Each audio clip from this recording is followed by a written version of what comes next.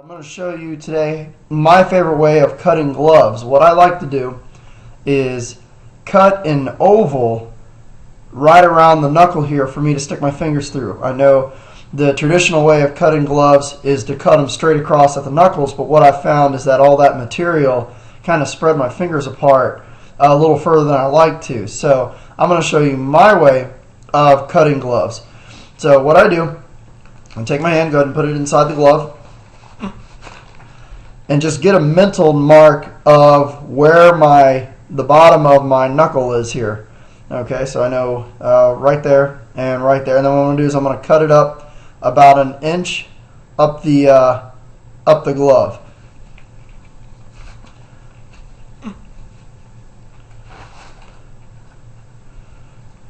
Okay, now what I do is I just kind of pinch the fabric.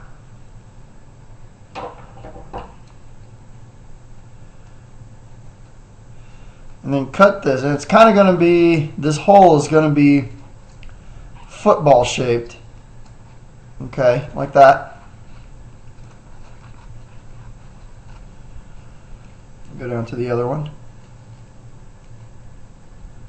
And you got to be careful, because it is easy for you to cut yourself just because of how close you're working here. Okay.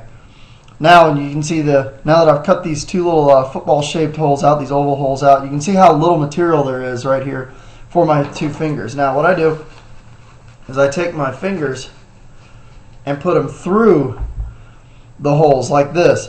Now there's a couple things that you can do. You can leave the material like this, or what you can do is you can take it and fold it inside out. Let me take my fingers out. You can take the material,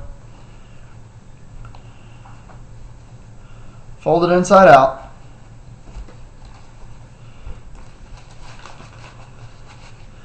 and when you're playing, you can fold this back. Now, this is perfectly legal. This doesn't count as extra layering because it is just part of the glove, but I tell you what, when I'm sitting there and I'm on my trigger, this extra material around my knuckles definitely has added a couple bounces here and there. Not a lot, but you know, one bounce out of every maybe 20 or 30 shots, that's enough for me to keep these folded back. So that's how I fold them back if I want to fold them back. And let's say I'm going out and I'm playing woods ball and I don't want to get my fingers caught up in thorns and sticker brushes, I can flip these back over again.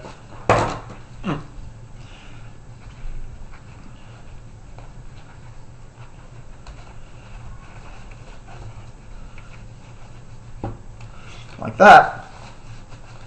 And then I can put my fingers all the way through them and get the knuckle protection if I'm playing in a scenario game or playing woods ball.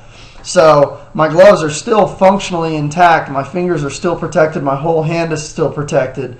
But all I have are those holes here. So I think that may help some of you folks get a little bit more use out of your gloves. And I think you'll find that if you cut your gloves like this, it is so much more comfortable with your fingers out like this. As you can see, there's very little material in between my fingers for me to fan my trigger, to double tap the trigger. So try that out, see if that works.